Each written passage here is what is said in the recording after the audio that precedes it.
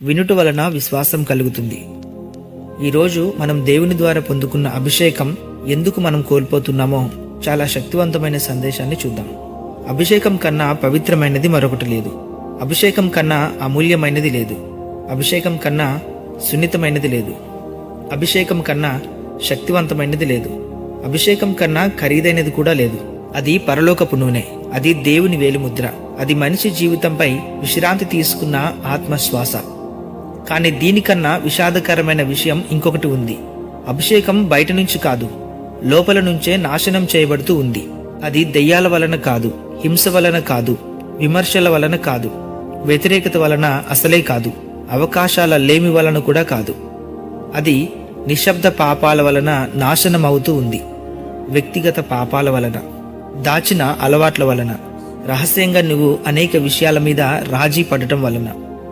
ఎవరూ చూడని పాపాలు, కానీ దానివల్ల దుఃఖించే పరిశుద్ధాత్మ మాత్రం చూస్తూ ఉన్నాడు.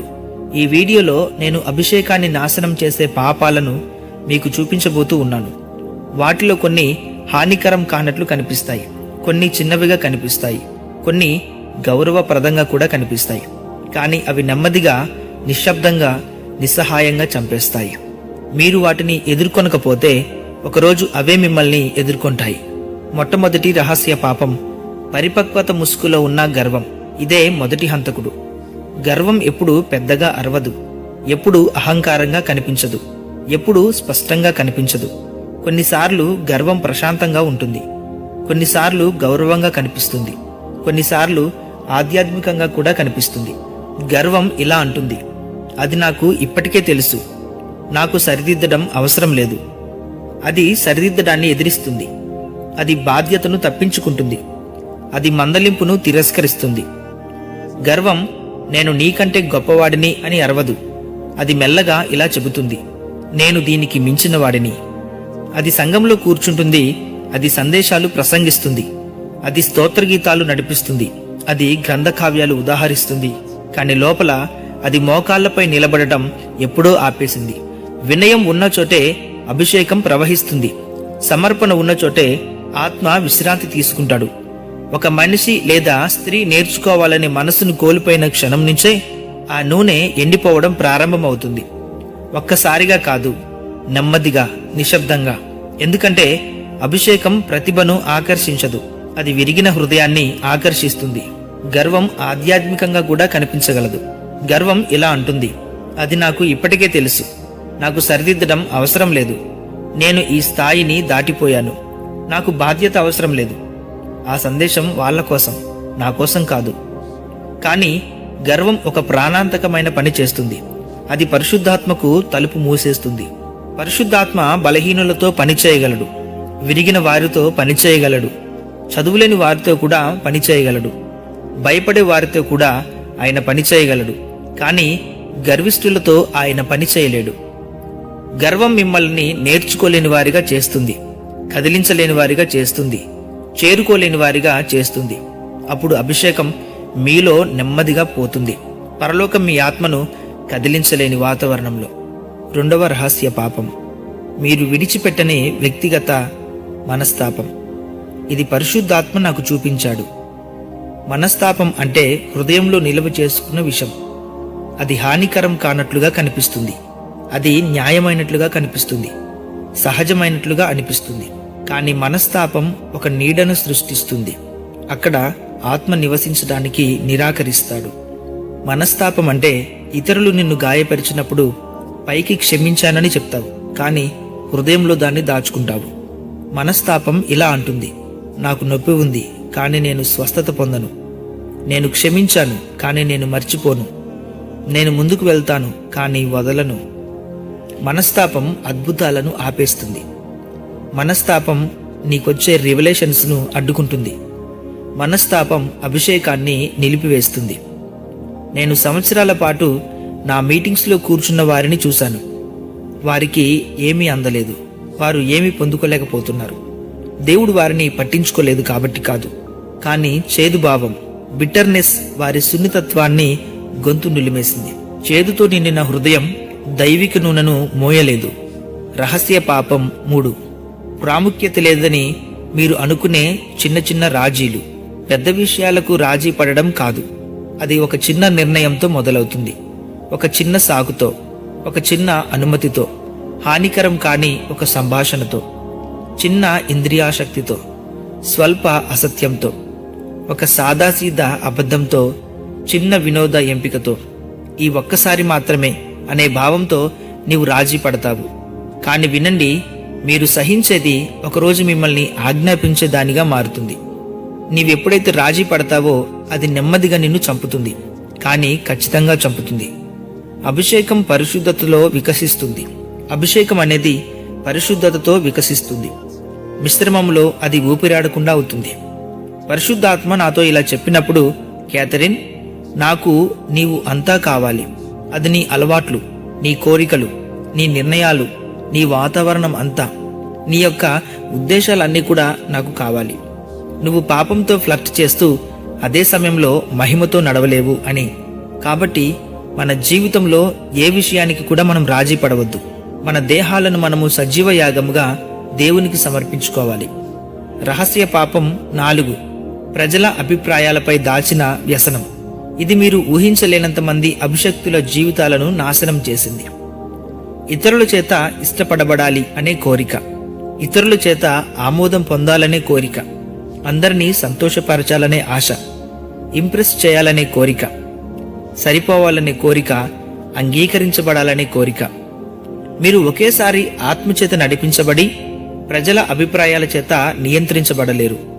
మీరు చప్పట్లు కోరుకుంటే సున్నితత్వాన్ని కోల్పోతారు. మీరు ఇతరుల చేత ధృవీకరణ కోరుకుంటే నిబద్ధత కోల్పోతారు. మీరు గుర్తింపు కోరుకుంటే ప్రత్యేకమైన జీవితాన్ని కోల్పోతారు. అభిషేకానికి శత్రువులు ఉన్నారు. వాటిలో ఒకటి ప్రజల ఆమోదం. ప్రజల చప్పట్లు దేవుని మెల్లని గుసగుసను ఊపిరాడకుండా చేయగలవు. నీవు మనుషులను సంతోషపరిచే వ్యక్తిగా ఉంటే దేవునిని ఎప్పటికీ సంతోషపరచలేవు. కానీ దేవుని సంతోషపరచగలిగితే నీవు ఖచ్చితంగా నీ అభిషేకాన్ని నిరంతరము నిలుపుకోగలవు. రహస్య పాపం 5. స్వీయ అనుమానం మరియు భయం. భయం అవిధేయతగా మారినప్పుడు పాపమే. భయం ఇలా అంటుంది, నేను చేయలేను, నేను సరిపోను, నాకు నియంత్రణ కోల్పోవాలనిపించదు, నేను ముందడుగు వేయలేను, నేను హాస్యాస్పదంగా కనిపించకూడదు, నేను విఫలమవుతానేమో అనే భయం. ప్రజల గురించి భయం. కానీ భయం ఒక ప్రమాదకరమైన పని చేస్తుంది. అది పరిశుద్ధాత్మకు కాకుండా మీ భావోద్వేగాలకు మీరు విధేయులవుతారు. భయం విధేయతను చంపుతుంది. విధేయత చనిపోతే అభిషేకం కూడా పోతుంది. దేవుడు బలహీనులను ఉపయోగించగలడు, కానీ సిద్ధంగా లేని వారిని ఉపయోగించలేడు. పరిశుద్ధాత్మ మీ భయాన్ని బలవంతంగా దాటించడు. ఆయన మీరు అవును అనే దానికోసం ఎదురు చూస్తూ ఉంటాడు. కాబట్టి భయం అనేది విడిచిపెట్టండి. దేవునికి అవును అని చెప్పండి. రహస్య పాపం 6.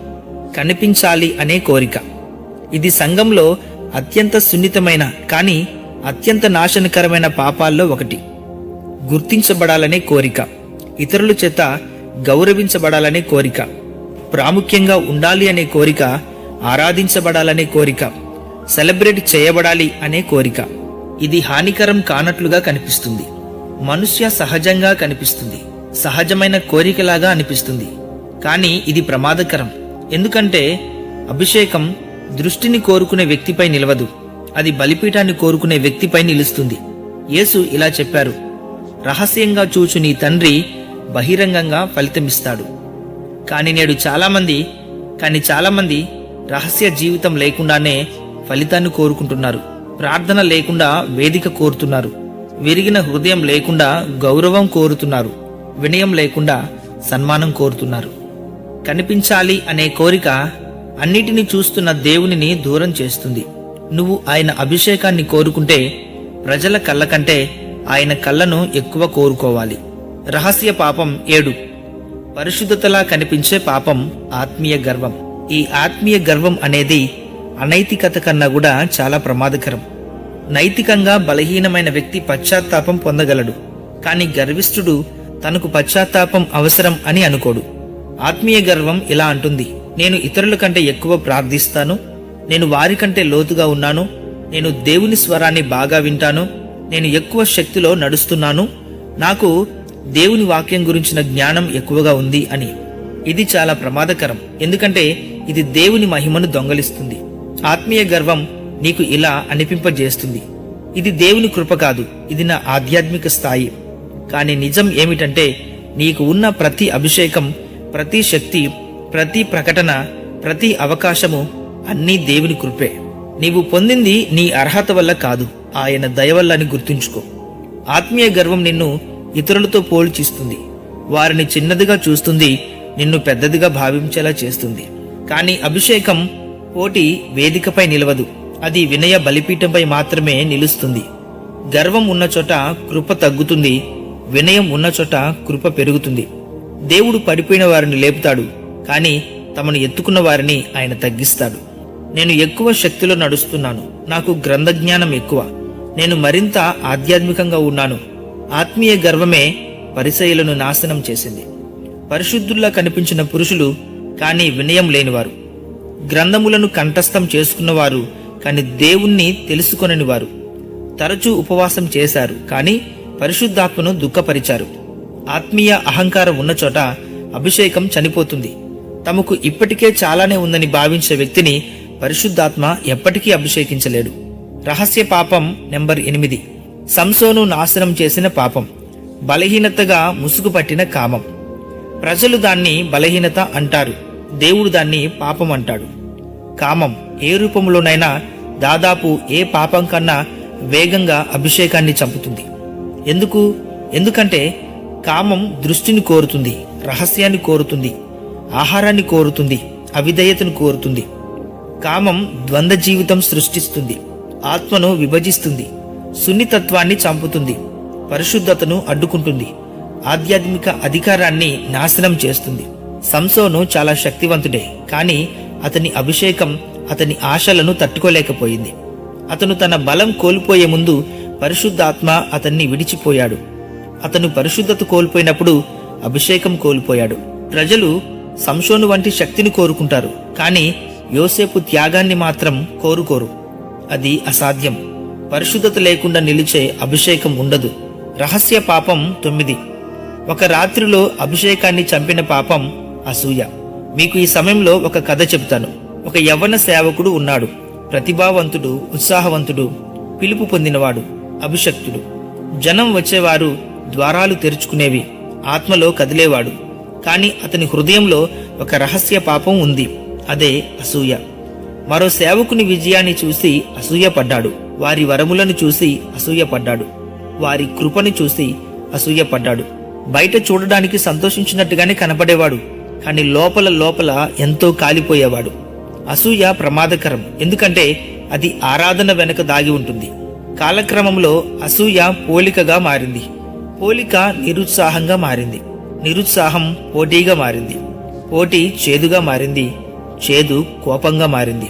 ఒక రాత్రి శక్తివంతమైన సేవలో అతను సేవ చేయడానికి నిలబడ్డాడు.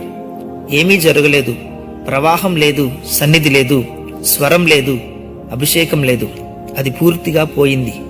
తర్వాత పరిశుద్ధాత్మ నాకు ఇలా చెప్పాడు, అసూయతో నిండిన హృదయాన్ని నేను అభిషేకించను. అసూయ కృతజ్ఞతను నాశనం చేస్తుంది. కృతజ్ఞత చనిపోతే అభిషేకం చనిపోతుంది. ఈ మాటలు చాలా లోతైనవి. రహస్య పాపం 10. మీరు సమర్థించుకునే అవిధేయత. ఇది అత్యంత ప్రమాదకరమైనది. ఇది విద్రోహం వల్ల వచ్చిన అవిధేయత కాదు, సాకులతో కప్పబడిన అవిధేయత. దేవుడు ఏమన్నాడో నాకు తెలుసు, కానీ ఈ పరిస్థితి వేరేలా ఉంది. ఆయన వేచి ఉండమన్నాడు, కానీ నేను సిద్ధంగా ఉన్నానని అనిపిస్తోంది. ఆత్మ కాదు అన్నాడు, కానీ ఎందుకని నాకు అర్థం కావడం లేదు. ఇది తప్పు అని తెలుసు, కానీ దేవుడు అర్థం చేసుకుంటాడు. ఇలాంటివి అన్నమాట. పరిశుద్ధాత్మ ఒక్కసారి మాట్లాడతాడు, సున్నితంగా, స్పష్టంగా, నెమ్మదిగా. నువ్వు వాదిస్తే ఆయన మౌనంగా మారుతాడు. మౌనం వచ్చినప్పుడు అభిషేకం తగ్గడం ప్రారంభమవుతుంది. ఇదే పాపం సౌలుని సింహాసనం నుండి తొలగించింది. ఇదే పాపం ఏలీని మౌనంగా చేసింది. ఇదే పాపం అనేక మంది పిలుపులను నాశనం చేసింది. విలంబిత విధేయత అవిధేయతే, పాక్షిక విధేయత కూడా అవిధేయతే, సమర్థించుకున్న విధేయత కూడా అవిధేయతే. అవిధేయత అభిషేకాన్ని చంపే వేగవంతమైన మార్గం. నేను ఒకసారి అభిషేకాన్ని కోల్పోయిన రాత్రి, అవును, అది నా జీవితంలో జరిగింది. నా సేవ ప్రారంభ దశలో ఒక రాత్రి నేను విసిగిపోయాను, అలసిపోయాను, భావోద్వేగంతో ఖాళీ అయ్యాను. ఎవరో నన్ను లోతుగా బాధపరిచారు. నాకు ఎంతో దగ్గరైన వ్యక్తి, నేను నమ్మిన వ్యక్తి. ఆ అవమానాన్ని నిశ్శబ్దంగా మోశాను. ఆ మనస్తాపాన్ని నాలోనే ఉంచుకున్నాను. దాని గురించి మాట్లాడలేదు, దాన్ని ఎదుర్కోలేదు. నా కోటు లోపల దాచుకున్న గాయంలా దాన్ని పట్టుకుని తిరిగాను. ఆ తర్వాత ఒక పెద్ద మీటింగ్ వచ్చింది. ఆడిటోరియం అంతా కూడా నిండింది. ఆశతో ఎదురు చూస్తున్న జనాలు. నా చేతిలో బైబిల్తో వేదిక పైకి నడిచాను. కానీ నా హృదయంలో మనస్తాపం ఉంది. అప్పుడు నేను అనుభవించాను. అప్పుడు నేను అభిషేకం నిశ్శబ్దమైన శబ్దాన్ని నేను గుర్తించాను. శక్తి లేని అభిషేకం నాలో ఉంది. ఆ భయంకరమైన ఒంటరితనం నేను అక్కడ అనుభవించాను. శబ్దం లేకపోవడం కాదు, ఆయన లేనట్టుగా అనిపించడం. పరిశుద్ధాత్మ నన్ను విడిచిపోలేదు, కానీ ఆయన తన అభిషేకాన్ని ఆపేశాడు. అది ఒక్కసారిగా ఆగిపోయిన జలపాతం కింద నిలబడినట్టుగా అనిపించింది. నేను మాటలు ప్రసంగించగలిగాను, కానీ భారం లేదు. నేను గట్టిగా మాట్లాడగలిగాను, కానీ శక్తి లేదు. నేను చేతులు ఉంచగలిగాను, కానీ ప్రవాహం లేదు. జనం నిశ్శబ్దంగా చూస్తూ ఉన్నారు. ఏదో జరుగుతుందని ఎదురు చూస్తూ ఉన్నారు, కానీ ఏమీ జరగలేదు. అక్కడ ఆరాధన ముగిసింది. నా కళ్ళ వెనుక కన్నీళ్లు ఒత్తిపెట్టబడ్డాయి. నా చేతులు వణికాయి. నేను వెనుక గదిలోకి పరిగెత్తాను. తలుపు మూసుకున్నాను. మోకాళ్లపై పడిపోయాను. లోతైన బాధాకరమైన రోదన. పరిశుద్ధాత్మ, నీవెందుకు ఇక్కడికి రాలేదు? ఆయన అప్పుడు మెల్లగా ఇలా పలికారు, నువ్వు ఖాళీ చేయని హృదయం ద్వారా నేను ప్రవహించలేను. ఆ తర్వాత ఆయన చెప్పిన మాటలు నా హృదయాన్ని చీల్చేశాయి. క్యాథరిన్, నీ మనస్తాపం నన్ను దుఃఖపరిచింది. ఇతరులు నీకు చేసిన గాయాన్ని నీవు క్షమించావు, కానీ హృదయంలో దాచుకున్నావు. ఆ స్థితి నన్ను దుఃఖపరిచింది. పరిశుద్ధాత్మ చెప్పిన ఆ మాటలకు నేను విరిగిపోయాను. 1 గంట పాటు నేను ఏడ్చాను. దాచుకున్న చేదు భావన కోసం, నిశ్శబ్ద కోపం కోసం, విడిచిపెట్టని గాయం కోసం పశ్చాత్తాపపడ్డాను. తరువాత ఉదయించే సూర్యుడిలా మెల్లగా ఆయన తిరిగి వచ్చాడు. ఆయన సన్నిధి గదిని బంగారు కాంతిలా నింపింది. ఆయన సమీపం నన్ను చుట్టుముట్టుకుంది. నేను మళ్ళీ చెప్పాను, దయచేసి ఇలా నన్ను మళ్ళీ విడిచిపోకు. ఆయన సమాధానం, పరిశుద్ధతలో నడువు, అప్పుడు నా మౌనాన్ని ఎన్నడూ అనుభవించవు. ఆ రాత్రిని నేను ఎన్నడూ మర్చిపోలేదు. నీవు మరలా తిరిగి కట్టబడుటకు మార్గం. చాలా మంది అభిషేకాన్ని కోల్పోయారు. తిరిగి ఎలా రావాలో తెలియదు. సేవకులు ఖాళీ శక్తితో ప్రసంగిస్తూ ఉన్నారు. విశ్వాసులు పొడిబారిన పెదవులతో ప్రార్థిస్తూ ఉన్నారు. ఆరాధికులు కన్నీళ్లు లేకుండా పాడుతూ ఉన్నారు. మధ్యవర్తులు వ్యధ లేకుండా ప్రార్థిస్తూ ఉన్నారు. నాయకులు అగ్ని లేకుండా నడిపిస్తూ ఉన్నారు. వారు అభిషేకాన్ని ప్రజల ముందు కాదు, రహస్యంగా కోల్పోయారు. కానీ ఉజ్జీవం ఎప్పుడూ సాధ్యమే. మార్గం సులభం, కానీ పశ్చాత్తాపంతో నిండింది. వ్యక్తిగత పాపాన్ని ఒప్పుకో. దాన్ని బలహీనత అనకు. దాన్ని పోరాటం అనుకు. దాన్ని సీజన్ అనుకు. అది పాపమని పిలువు. నిజాయితీ స్వస్థతను ప్రారంభిస్తుంది. 2వది, గర్వాన్ని దించు. తమను సమర్థించుకునే వారికి అభిషేకం తిరిగి రాదు, విరిగిన వారికి మాత్రమే వస్తుంది. 3వదిగా, త్వరగా క్షమించు. చేదు చనిపోవాలి, శక్తి జీవించాలి అంటే. 4వదిగా, రాజీని కోసివేయి. దేవుడు ద్వేషించేదానికి తోడ్పడకు. ఎప్పుడు కూడా ఏ విషయంలోనూ రాజీ పడకు. 5వదిగా, సేవ కంటే పరిశుద్ధతను ఎక్కువగా వెంబడించు. నిలిచే అభిషేకానికి పునాది పరిశుద్ధతే. ఇక 6వదిగా, ఆత్మీయ సాన్నిధ్యానికి తిరిగిరా. నువ్వు ఆయనను ఎక్కడ వదిలావో అక్కడికే వెళ్ళు. అక్కడే ఆయన ఎదురు చూస్తూ ఉన్నాడు. ఈ తరం కోసం పరిశుద్ధ హెచ్చరిక. పరిశుద్ధాత్మ అనేక మంది హృదయాలలో నుంచి వెనకకు తిరిగి వెళ్తూ ఉన్నాడు. ఆయన బలహీనుడైనందుకు కాదు, ఆయన గౌరవింపబడకపోవడం వల్ల. ఈ రోజుల్లో అభిషేకం అరుదుగా ఉంది, ఎందుకంటే పాపం సాధారణమైంది, పరిశుద్ధత ఐచ్ఛికమైంది, పవిత్రత పాతబడిపోయిందని అనుకుంటూ ఉన్నారు. రాజీని సెలబ్రేట్ చేస్తున్నారు. విధేయత చర్చించుకునే అంశమైంది. భావోద్వేగాలు నిబద్ధతను భర్తీ చేశాయి. గుంపులు ప్రతిష్టలను భర్తీ చేశాయి. వేదికలు బలిపీఠాలను భర్తీ చేశాయి. ఆత్మ ఇలా అంటూ ఉన్నాడు, పరిశుద్ధతకు తిరిగి రండి. న్యాయబద్ధత కాదు, స్వీయ నీతిమంతత్వం కాదు, పరిశుద్ధత. ఆలోచనలో పరిశుద్ధత, కోరికలో పరిశుద్ధత, రహస్య ప్రదేశాలలో పరిశుద్ధత, ఎవరూ చూడనప్పుడు పరిశుద్ధత, నిశ్శబ్దంలో కూడా పరిశుద్ధతే. అభిషేకానికి ఒకే వాతావరణం ఉంది, అదే శుద్ధ హృదయం. హృదయ శుద్ధి కొరకు పిలుపు. నేను ఈ రోజు ప్రతి విశ్వాసి ముందు నిలబడగలిగితే నేను మోకాళ్లపై పడిపోయి ఇలా అరుస్తాను, అభిషేకాన్ని కోల్పోవద్దు. క్షణకాల పాపం కోసం కాదు. ఏ ప్రలోభం కూడా ఆయన సన్నిధికి సమానం కాదు. ఏ సంబంధం కూడా ఆయన శక్తికి సమానం కాదు. ఏ విషయంలో రాజీ పడడం కూడా ఆయన సమీపానికి సమానం కాదు. ఏ అలవాటు కూడా ఆయన స్వరానికి సమానం కాదు. పరిశుద్ధత నిర్బంధం కాదు, రక్షణ. పవిత్రత పరిమితి కాదు, ఆహ్వానం. అభిషేకం ప్రత్యేక హక్కు కాదు, బాధ్యత. పరిశుద్ధాత్మ, ఇదిగో నేను ఉన్నాను ప్రభువా. నువ్వు ప్రార్థిస్తే ఆయన స్వస్థపరుస్తాడు, శుద్ధి చేస్తాడు, నిన్ను ఉజ్జీవింపచేస్తాడు, మళ్ళీ నింపుతాడు. ఆయన మళ్ళీ వస్తాడు. అభిషేకం ప్రజల ముందు కోల్పోదు, రహస్యంగా నాశనమవుతుంది.